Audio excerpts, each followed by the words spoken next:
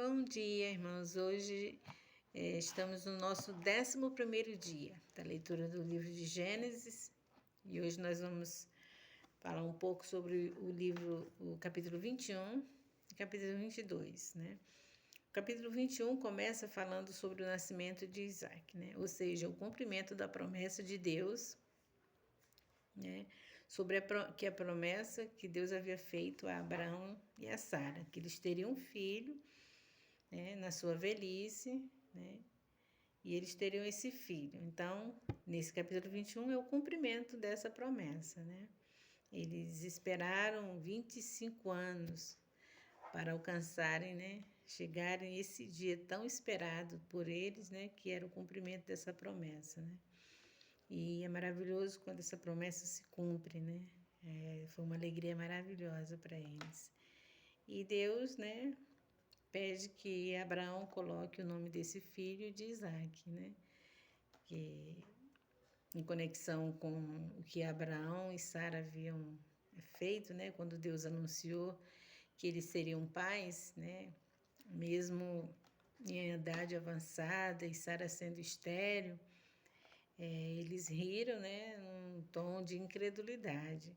Mas no versículo 6, aí já tem Sara rindo, né, novamente, que diz assim: disse Sara, Deus me deu motivo de riso, e todo aquele que ouvir isso vai rir-se juntamente comigo, né?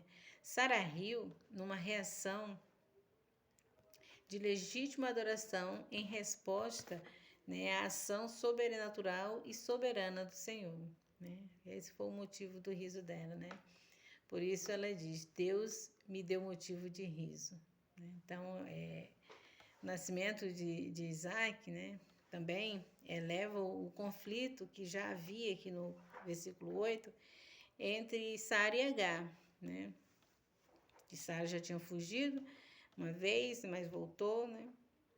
Então, quando chega o momento do desmame de Isaac, eles preparam um grande banquete.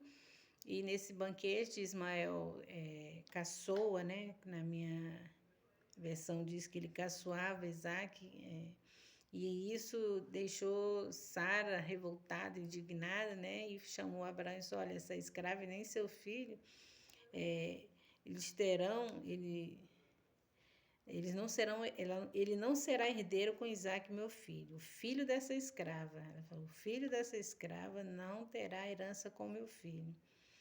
E isso pareceu muito penoso, né, para Abraão, por Ismael ser seu filho. Mas Deus disse: olha, atende a Sara. Tudo que ela te pediu pode atender. Mas não fica preocupado, que eu vou cuidar do teu Ismael. Por amor a ti. Não por amor a Agar, mas por amor a ti, né? Porque o filho da promessa era Isaac. Então, o concerto que Deus tinha, a aliança que Deus tinha era com Isaac, né? Então, ele cumpriu tudo que Sara pediu, né? E despediu o jovem, né? Eles foram pelo deserto. Em determinado momento, acabou a água, acabou tudo, e eles oram, o garoto ora a Deus, e Deus manda o seu anjo e fala: olha, volta lá que ele não vai morrer não, tá? E a Bíblia diz que Deus era com Ismael. Outra coisa interessante também no capítulo 21 é sobre a aliança que Deus faz com Abimeleque, né? Que Abimeleque já teve outros encontros com Abraão, e nesse encontro aqui, nesse momento, os servos de Abimeleque estão contendendo, né, com Abraão por um poço, né? Que eles estavam querendo se apossar desse poço, só que esse poço quem cavou foi Abraão, e Abimeleque fica sabendo, né? Vai lá, fica sabendo de Abraão, chama o seu comandante e propôs uma aliança com Abraão. Ele já sabia que Abraão era um homem de Deus, né?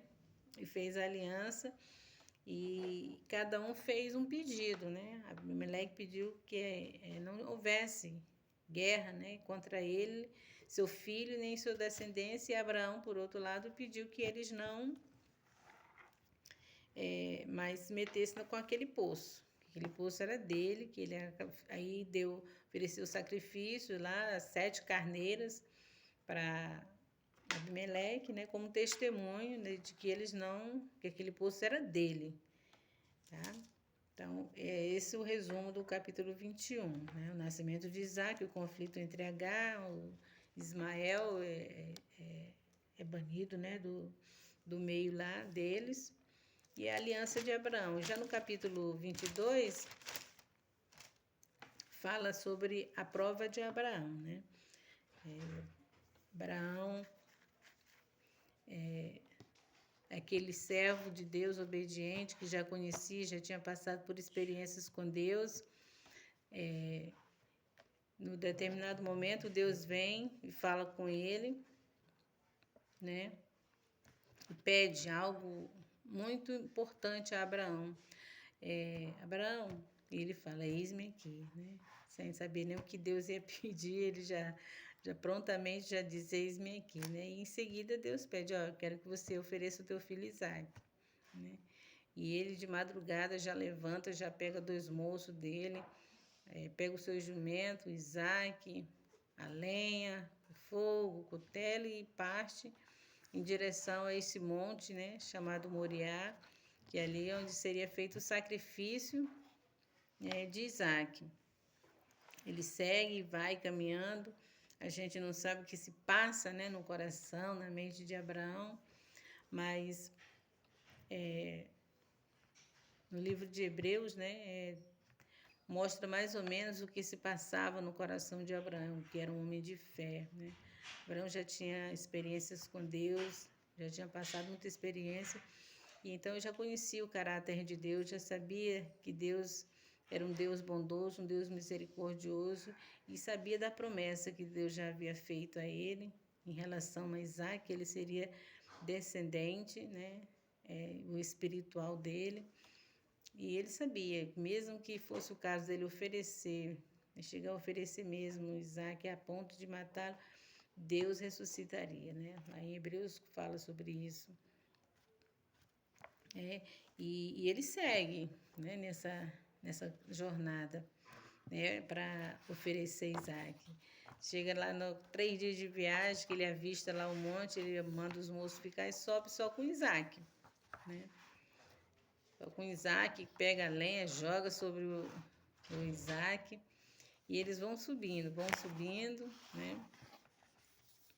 E chega um determinado momento, Isaac, pai, cadê o cordeiro? Tô vendo que a gente trouxe a lenha, o cutelo, o fogo, mas o cordeiro do holocausto. Esse meu filho, o cordeiro Deus para si proverá. Então, ali, Abraão já começou a profetizar, né? O substituto, né? Para nós ali na cruz. Aí, Gênesis 22, ele aponta especialmente, né? Para esse momento da cruz, né? Aquele momento em que Cristo se entregou por nós. Isaac esse capítulo 22 é uma parábola, né, do que Deus faria por nós ali na cruz do Calvário. Tomaria o lugar da humanidade, assim como aquele carneiro, né, no momento que Abraão levantou a mão para matar o jovem, e Deus bradou, disse, olha, não faças tal, porque agora eu sei que temes a Deus, e ele olhou para o lado e viu aquele carneiro ali preso, e ele ofereceu aquele carneiro em lugar de Isaac, a morte substituta, né, aquele carneiro, aponta para o sacrifício de Cristo, né, para os descendentes. Cristo substituiu, né, a humanidade ali, todos aqueles que crescem em Jesus, né, teriam um cordeiro ali para substituir o seu lugar, né? Então, Cristo tomou o nosso lugar, assim como aquele carneiro tomou o lugar de Isaac, né? Abraão ofereceu o sacrifício por amor, foi feito por amor. Isaac obedeceu ao seu pai também, deixar-se amarrar e ser colocado sobre aquele altar, né? Ele também se ofereceu também por amor, né, em obediência, assim como Cristo também se entregou e por obediência ao Pai, né? Por amor a nós e obediência ao Pai. Então, ali, esse capítulo 22, ele fala justamente disso, né? Jesus, uma certa vez, falou assim: Abraão viu o meu dia e se alegrou, né?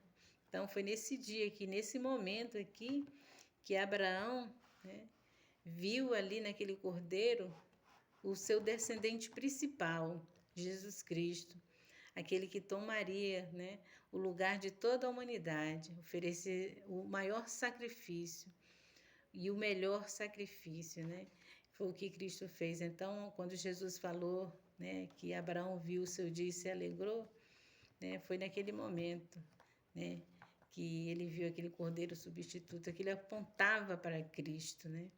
Todo esse desenrolar do capítulo 22 aqui, essa passagem de Isaac, aponta para Cristo, né? Isso aqui é só uma figura do que viria futuramente, né? De que Deus faria por nós. Aquele sacrifício que Abraão fez, representando Deus, e Jesus ali, representado por Isaac, tá? Isaac seria sacrificado. Abraão não chegou a sacrificar, mas Deus, né, foi até o fim. Ofereceu realmente seu filho por nós, né?